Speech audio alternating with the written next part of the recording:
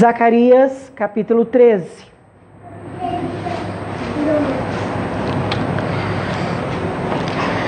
Leiam comigo a partir do verso 8.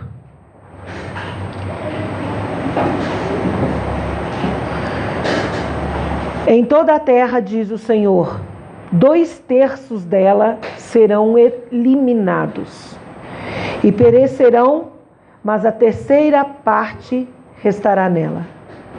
Farei passar a 1/3 parte pelo fogo e a purificarei como se purifica a prata e a provarei como se prova o ouro.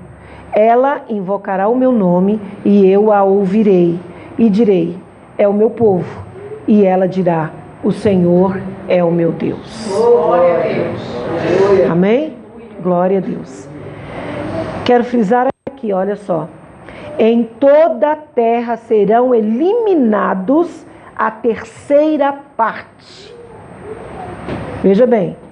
E perecerão, mas, não, desculpa. 2/3 delas serão eliminados. Divide a terra em 3 partes. 2 partes serão eliminadas. Só vai ficar uma na terra.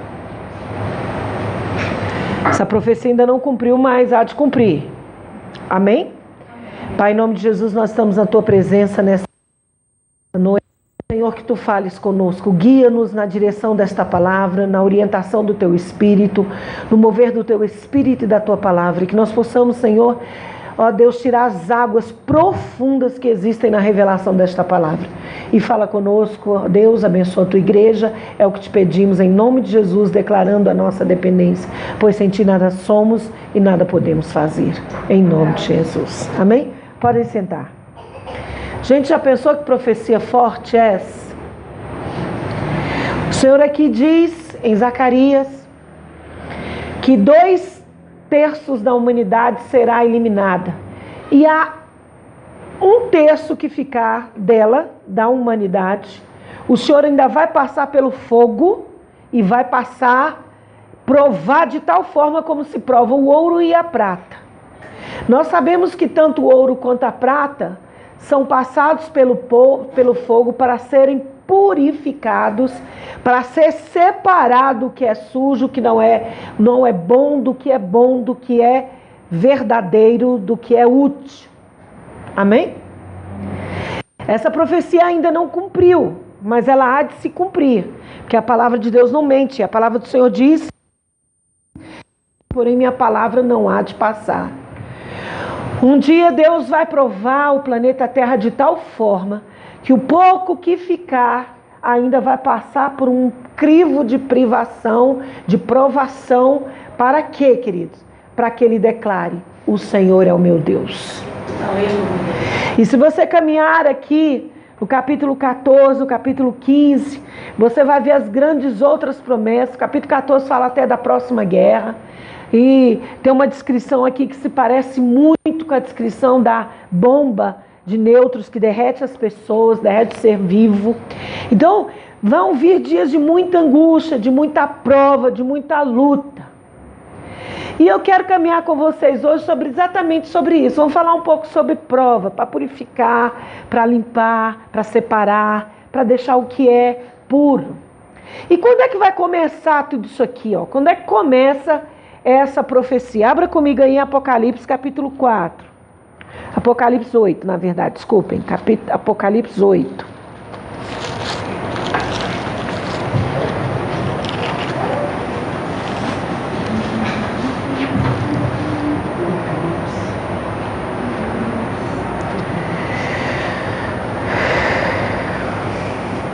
Vamos começar do verso 1. Quando o cordeiro abriu o 7º selo, houve silêncio no céu cerca de meia hora. Então viu 7 anjos que se acham em pé diante de Deus e lhe foram dados 7 trombetas. Veio outro anjo e ficou de pé junto ao altar, com um incensário de ouro, e foi-lhe dado um incenso, para oferecê-lo com as orações de todos os santos sobre o altar de ouro que se acha diante do trono. Vejam bem, um anjo tem um incensário na mão, e esse incensário ele tem dentro as orações dos santos.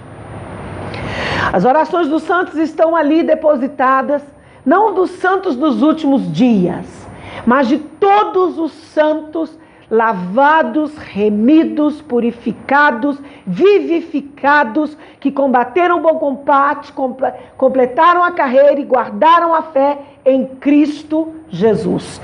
Desde a ressurreição de nosso Senhor Jesus Cristo, a oração ha sido depositadas no altar de Deus como um incensário.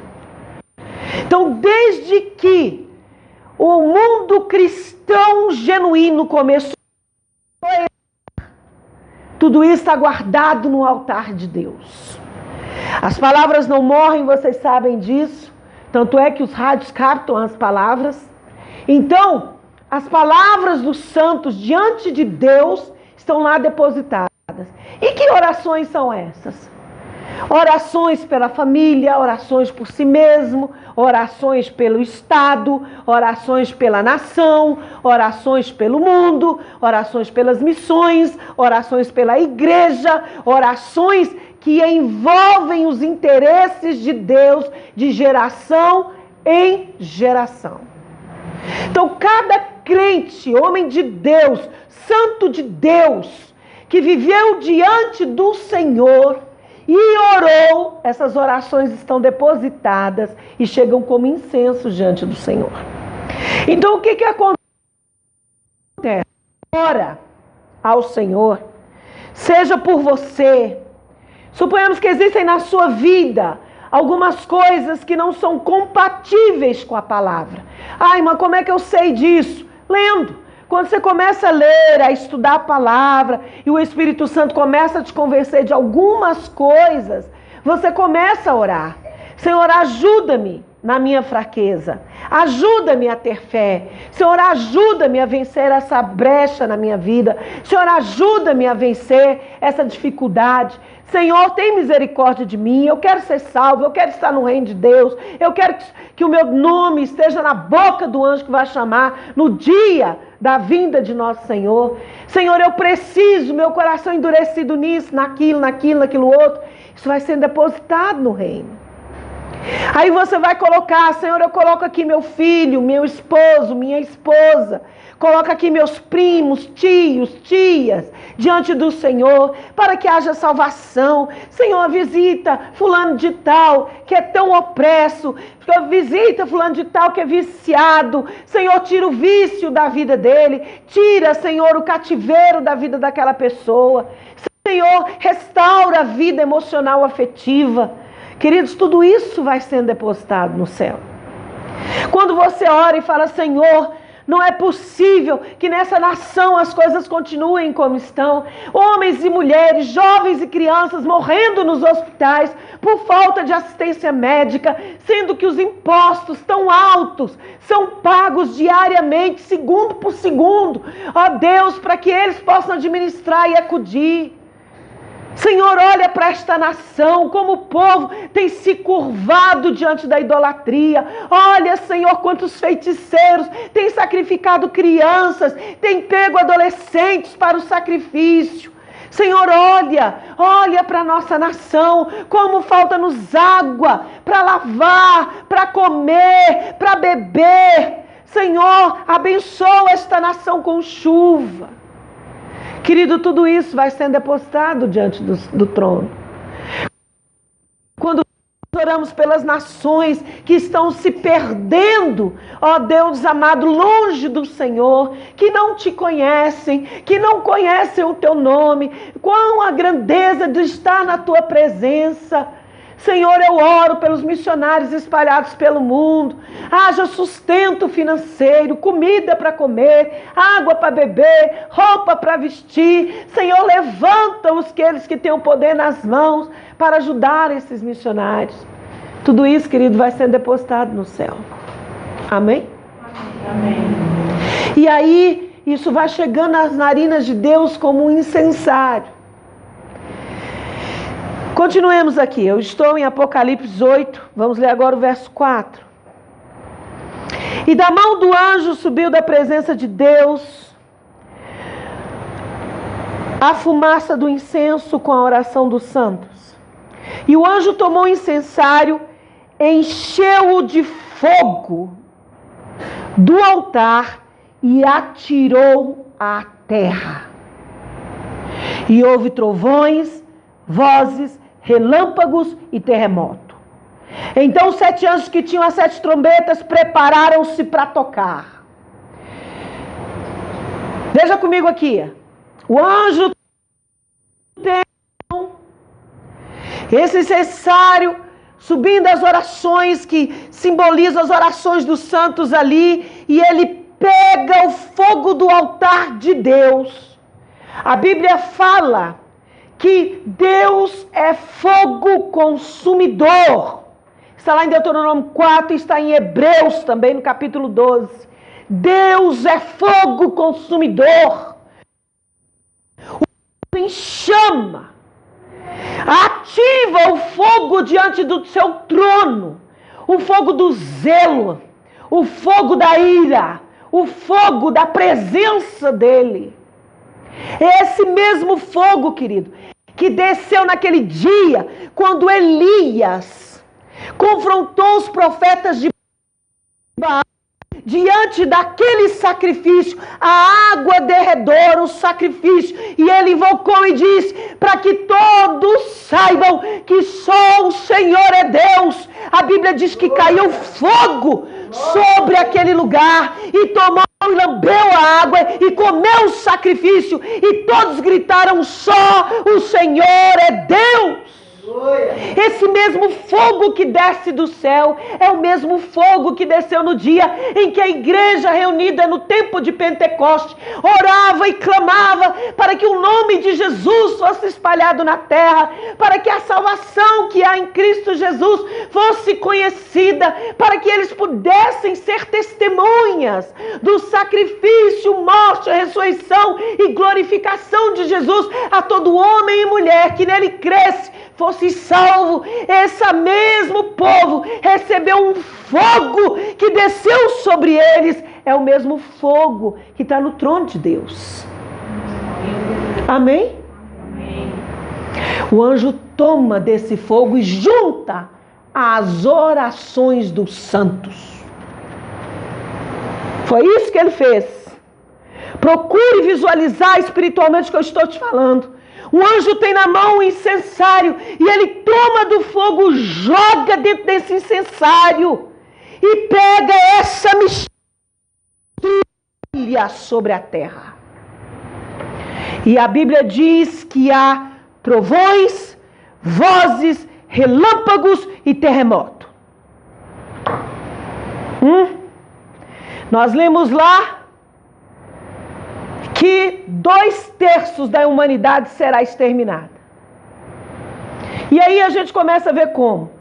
Os 7 anjos que tinham as 7 trombetas preparam-se para tocar. Primeiro, sinais, trovões, vozes, relâmpagos e terremotos. Então você imagina uma chuva fortíssima, com muitos trovões, a ponto das pessoas começarem a gritar, misericórdia. Os crentes vão dizer, sangue de Jesus tem poder. Os católicos dirão, Nossa Senhora. E o povo vai começar a clamar e dizer, que é isso, que é isso? E de repente, terremoto. Querido, Brasília tremeu por esses dias. Brasília tremeu. Quem diria na vida que Brasília ia tremer? E aí começa a ter os terremotos. Aí o crente, que sabe gritar pelo sangue, grita mesmo e corre. Sangue de Jesus tem poder. Corre, irmão, porque a ira de Deus está se manifestando. Fui! Aí desce e sai correndo igual o povo fez em Brasília, né? Desce do nono andar, vai lá pra fora e fala, eu volto não. Volto não. Mas já passou o terremoto, volto não. Vou pra casa. Você imagina, querido, quando começa isso. E aí, o primeiro anjo toca a trombeta. E houve saraiva e fogo. Agora o fogo começa a se manifestar. Como? De mistura com sangue e foram atirados à terra. E foi queimada a terça parte da terra, das árvores e também toda a erva verde. Terça parte. Divide o planeta em 3. Uma parte vai para o palco, a primeira trombeta. Toda. Lá, nós sabemos que 2/3 da humanidade, dos homens, vão perecer. Vai ficar 1/3 dos homens. Mas aqui está falando 1/3 da terra. E se você continuar a leitura, você vai ver que 1/3 da terra vai para o pau. Com esse fogo que desceu do céu. Mas aí a Bíblia fala lá, no texto que nós lemos em Zacarias, que esse terço que ficar na terra vai começar a clamar. Vai começar a buscar, vai começar a orar, vai começar a gemer, vai começar, Senhor, só o Senhor é Deus, o Senhor nos ajude, ó Deus vivo. Então, mas irmã, o que nós, os crentes, temos com isso? O que eu quero dizer para você, meu irmão, que quando você está orando, quando você ora, quando você clama, quando você busca, Deus reage, porque o anjo de Deus, ele mistura o fogo de Deus às suas orações e envia do céu sobre a sua vida, aqui na terra, as mudanças necessárias. Amém? É por isso que muitas vezes o crente entra naquela história de: meu Deus, que prova é essa? Que fogo é esse que entrou na minha vida? Que luta foi essa que entrou? Estava indo tudo tão bem, de repente tudo ficou tão difícil, a prova tão grande. Você sabe por quê, querido? Porque Deus começa a agir a seu favor.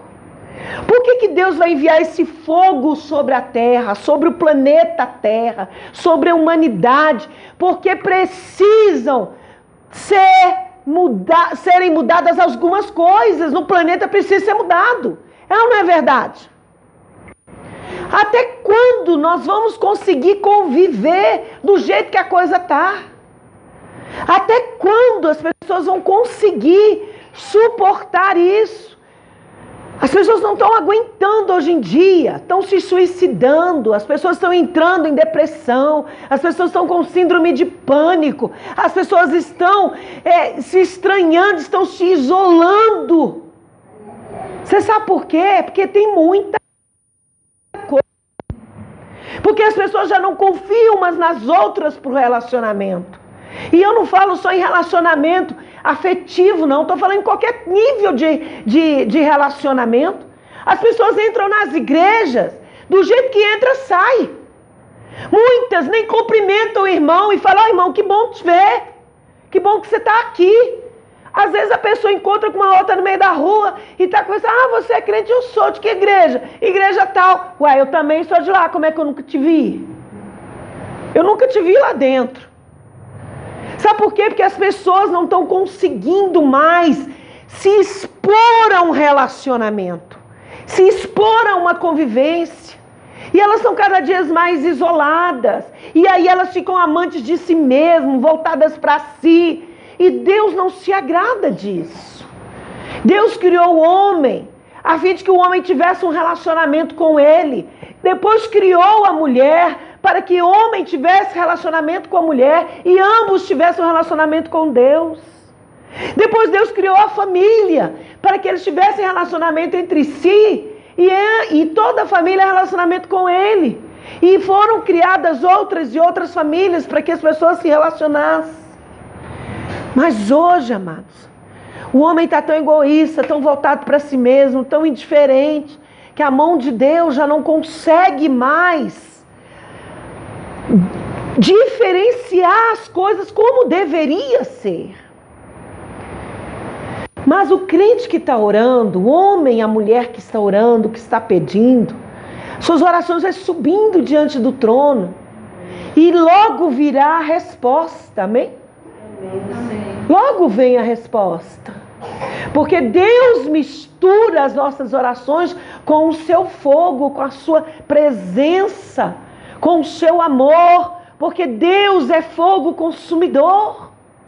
Ele consome o pecado na vida da pessoa para transformá-la em uma outra criatura. Deus é zeloso, Ele zela para manter a vida e o sacrifício de Jesus em nós. Amém? Então, queridos, abra comigo aí em Pedro, primeira de Pedro, no capítulo 4. 1 de Pedro, capítulo 4.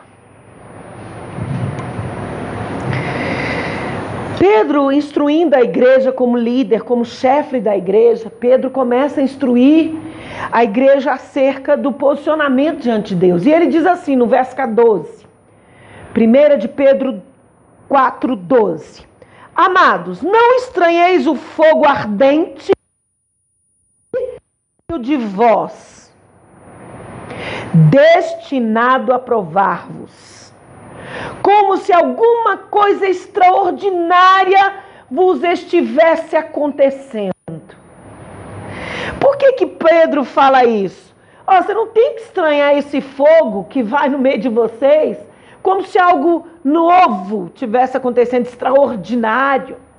Sabe por que ele fala isso? Porque desde que Deus se revela ao homem, Ele se revela como esse fogo.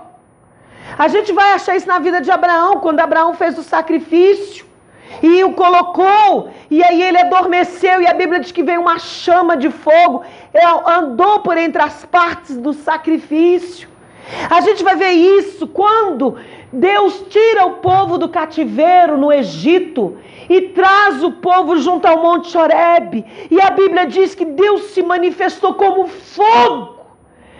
E Moisés fala de Hebreus que Deus se manifestou como um fogo e falou através do fogo. Diga comigo, Deus fala através do fogo.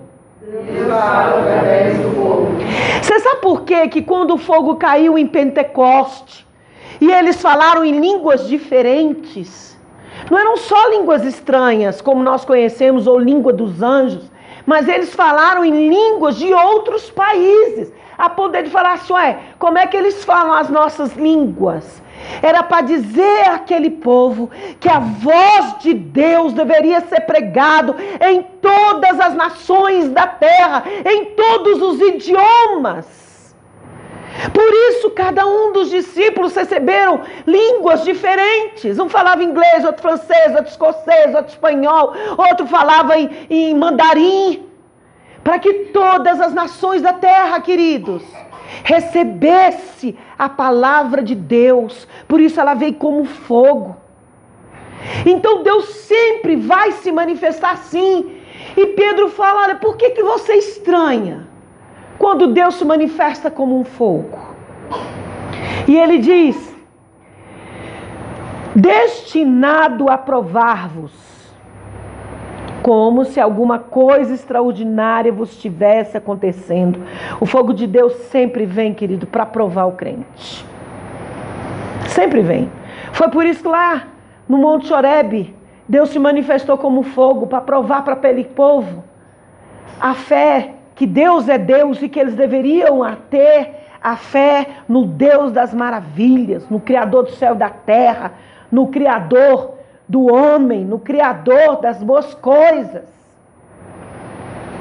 E aqui ele diz, pelo contrário, alegrai-vos na medida em que sois coparticipantes dos sofrimentos de Cristo.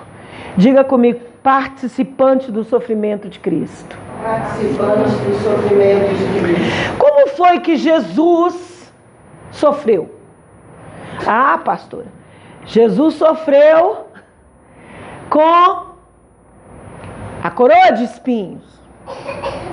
Coroa de espinhos, nós sabemos, ela fala dos espinhos da terra que foram gerados por causa da maldição que Deus levantou sobre a terra, por causa de Adão, trazendo maldição sobre o planeta, que o planeta haveria de produzir espinhos e abrolhos. Jesus estava levando na sua cabeça a redenção da terra. Mas também aquela coroa falava de seu reinado. Falava que ia ser um reinado sofrido, um reinado difícil. Porque o reinado de Jesus depende de você e de mim. O reinado de Jesus no planeta depende da igreja. E a igreja, para reinar com Jesus, ela sofre. Porque ela é perseguida, ela é rejeitada, ela é mal interpretada, ela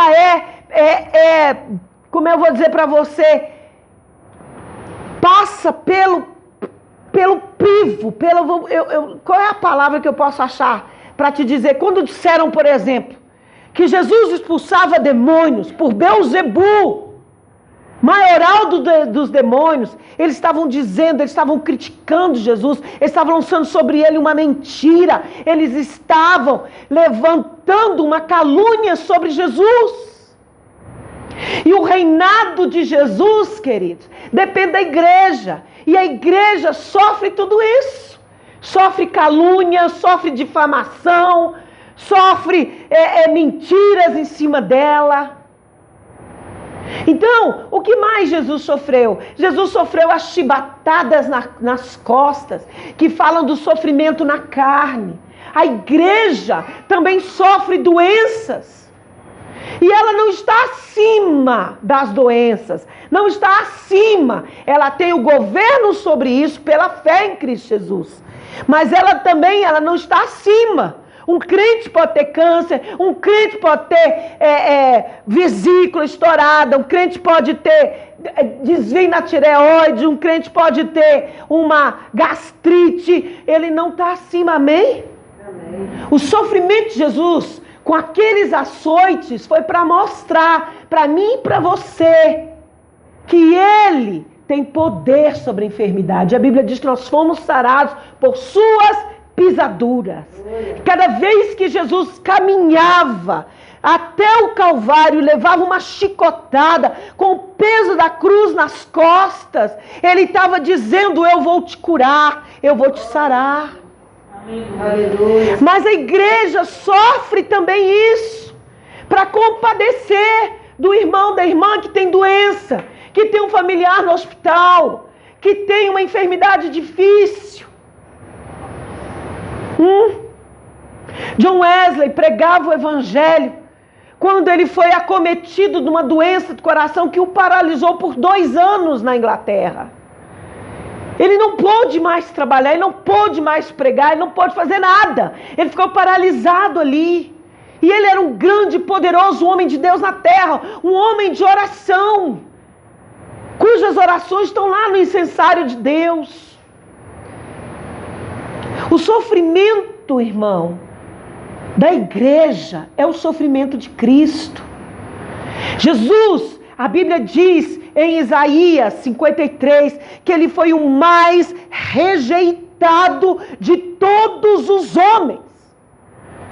A igreja de Cristo, ela sofre a rejeição. Às vezes no ambiente de trabalho, às vezes em casa, por meio de um familiar, por meio de um parente lá dentro, que simplesmente entra na questão da rejeição. A igreja sofre a rejeição, às vezes até dentro do próprio ambiente do templo. A igreja sofre rejeição no meio dos familiares que não são crentes. Então o sofrimento de Cristo é o sofrimento.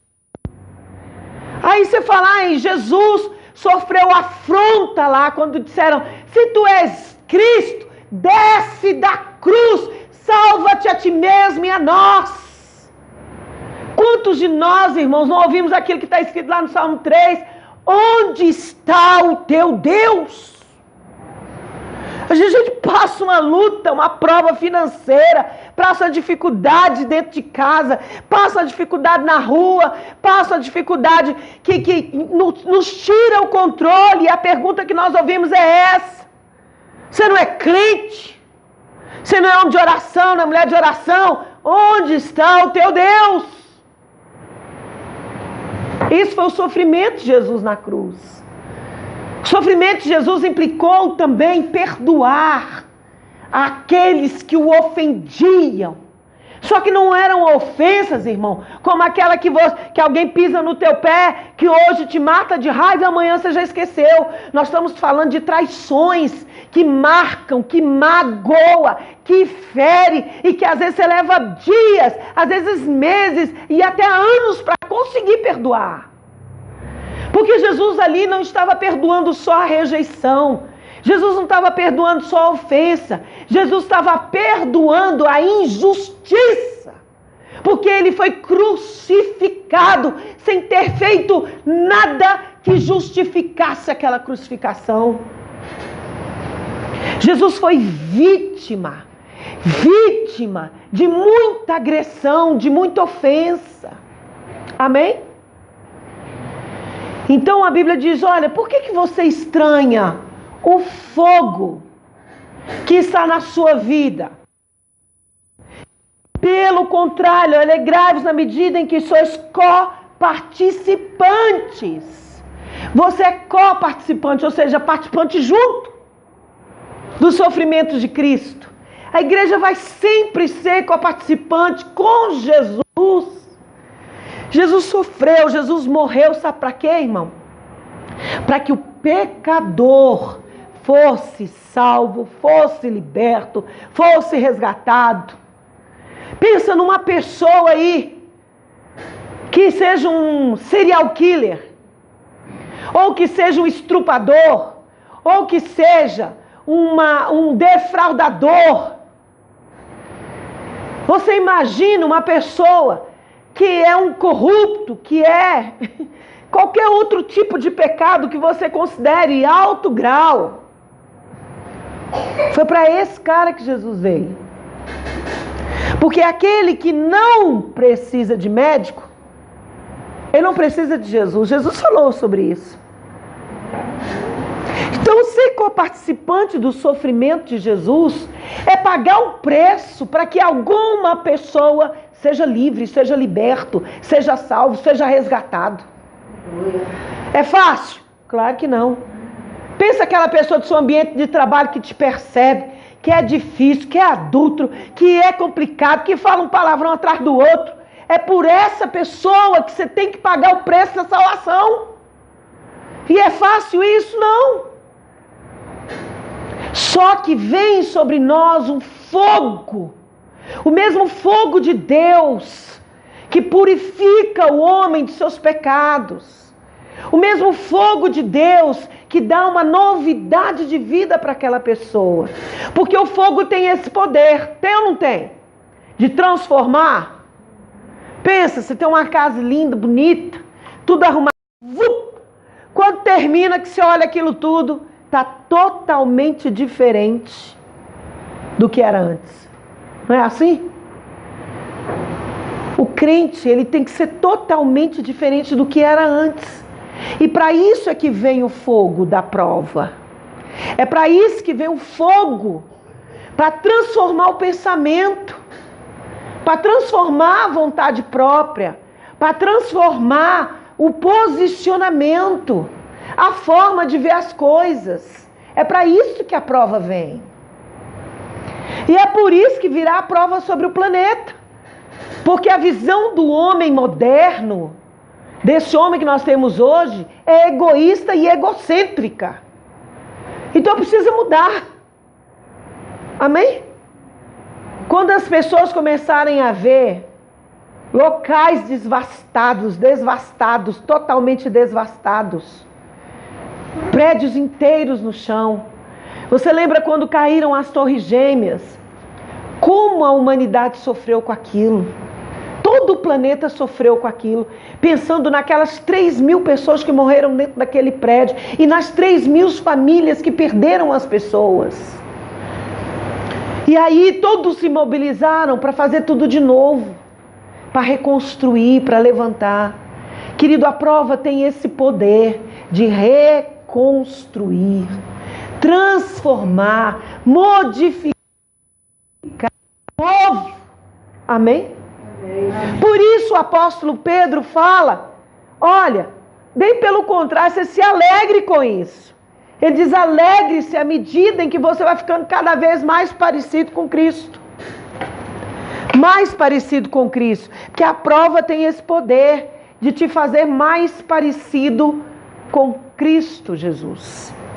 E ele continua: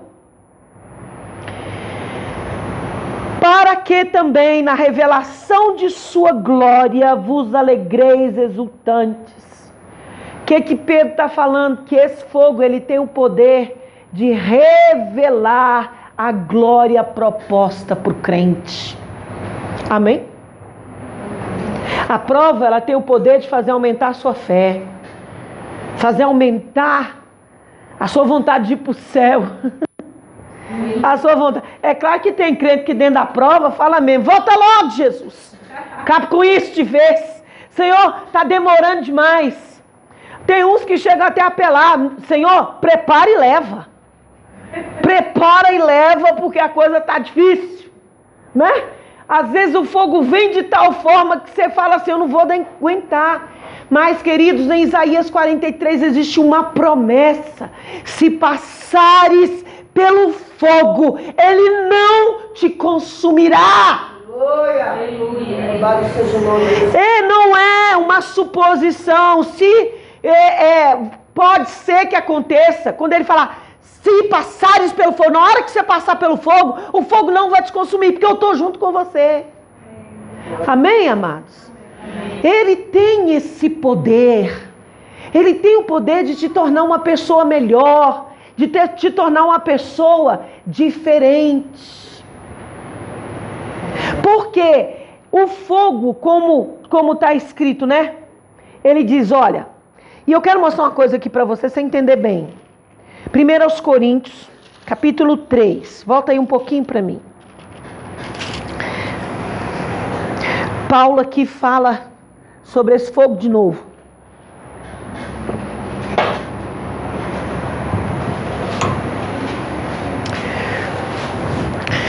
Ele diz assim, verso 11: porque ninguém pode lançar outro fundamento além do que já foi posto, o qual é Jesus Cristo. Jesus Cristo é o fundamento. É o fundamento da fé cristã, é o fundamento da salvação, é o fundamento da vida eterna. Jesus Cristo é o fundamento, é a base, é onde se edifica a partir dali. Então ninguém pode dizer que é cristão se Jesus Cristo não é o fundamento. Mas o fundamento não está em Cristo. É ou não é verdade? Não está em Jesus. Está em muitas outras pessoas, menos em Jesus. Porque Jesus é a palavra. Então a fé do cristão ela é fundamentada em Jesus, que é a palavra. Então tem muito crente que fecha essa palavra e volta a fé dele em outro fundamento. Então ele diz: contudo, se alguém edifica sobre o fundamento, é ouro, prata, pedras preciosas, madeiro, feno, palha, e manifesta-se tornar a obra de cada um. Olha só, nós temos um fundamento e nós começamos a edificar sobre esse fundamento. Alguns edificam com ouro, outros com prata, outros com feno, outros com palha. Você já viu esses que falam assim: eu tenho fé, na primeira prova que vem ele pula fora? Você já viu esses crentes que dizem: eu sou crente? Vamos colocar o Pedro apóstolo. Ele fala sobre essa prova justamente porque ele viveu uma experiência dessa. Ele falou: Jesus, eu vou com você até a morte.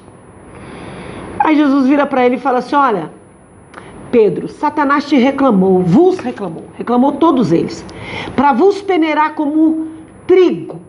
Eu, porém, roguei por ti para que não desfaleças na tua fé. E quando te converteres, fortalece os seus irmãos. E ele diz: não será assim, Senhor, eu vou contigo até a morte. E Jesus disse: ainda hoje, antes que o galo cante 3 vezes, tu terás me negado. Aí Pedro calou, porque Jesus era profeta. Aí Jesus é preso, você sabe. E aí, quando Jesus está para passar, depois de ser surrado daquele jeito, aliás, na hora de ser levado para ser surrado, uma pessoa grita e fala assim: vem cá, você é um deles, não é não? Ele diz: não, não conheço esse homem. Aí o outro: vem cá, eu te conheço, eu te vi no meio deles. Ele: não conheço esse homem. Na terceira vez que ele negou, o olhar de Jesus cruzou com o dele.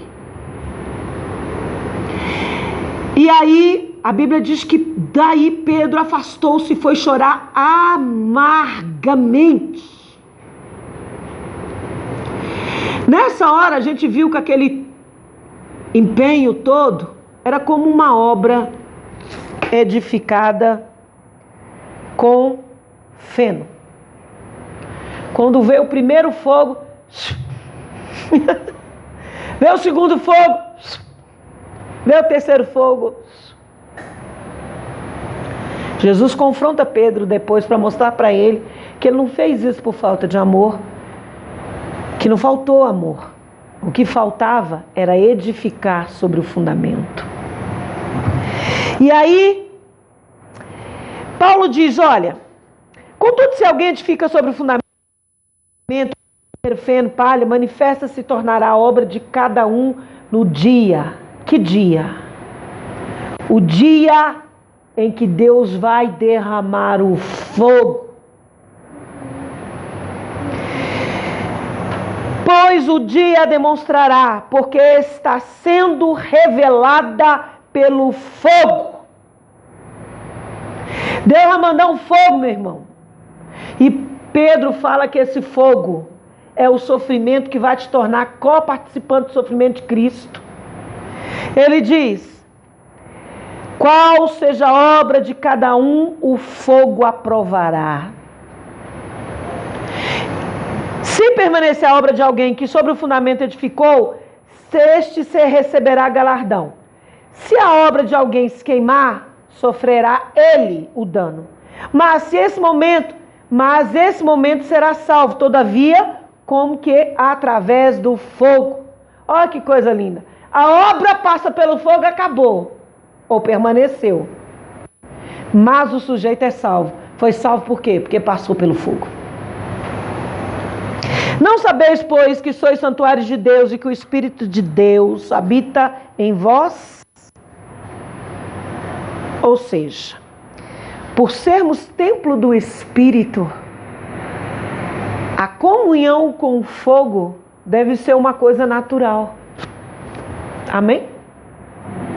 Amém mesmo? Amém. Pensa o templo de Deus, que é fogo puro, o trono de Deus, fogo puro.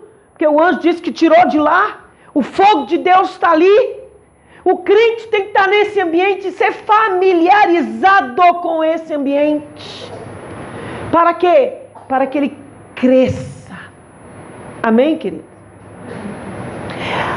A obra do ouro, quando passa pelo fogo, fica refinado e seu valor aumenta. A prata, quando passa pelo fogo, o fogo separa a impureza do que é verdadeiro. O que verdadeiro que fica para valor. Amém? Não tem o valor do ouro, mas é valorizado. O feno demora, mas apaga. E a palha apaga instantaneamente. Mas o fogo sempre vai vir para provar a sua fé, para provar o seu ânimo. Amém? Amém? E por que vem? Eu volto lá em Apocalipse. Porque tem alguém orando. Alguém está orando. Amém, queridos? Alguém está orando. Está orando por você, está orando para você ser um crente melhor, para você ser um marido melhor, uma esposa melhor, um jovem melhor, para você ser parecido com Cristo. Alguém está orando. Por isso que quando as orações, elas giram em torno apenas do dá-me, casa, casamento, carro, prosperidade, concurso, renda, dinheiro, são orações respondidas, o fogo vem muito forte. Vem muito forte. para que não seja fundamentado naquilo. Não seja fundamentado nos desejos e não nos interesses terrenos. Então o fogo sempre vai vir associado à sua oração para que você seja co-participante do sofrimento de Cristo, porque você é templo do Espírito Santo. Amém? E o Espírito Santo não vai habitar em ambiente que ele não condiz, que ele não se senta bem. Você mudaria para um pardieiro? Você fala, não, vou sair da minha casa limpinha, arrumadinha, com tudo organizado e vou mudar para um pardieiro.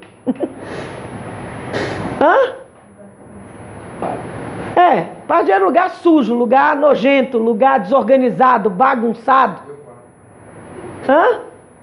Ninguém faz isso. Todo mundo quer mudar por algo melhor. E você imagina que o Espírito Santo, na sua grandeza, na sua glória, vai querer habitar num ambiente sujo, imundo? Não vai. Amém, amados?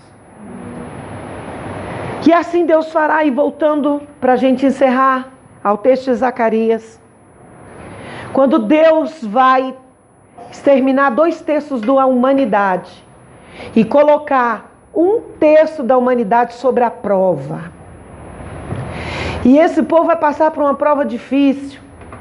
Acredito eu que é aquela prova onde vem os bombardeios das guerras, vem a falta de água, vem a falta de alimento, vem a falta de afeto, de carinho, porque na guerra, quem é que tem condição disso?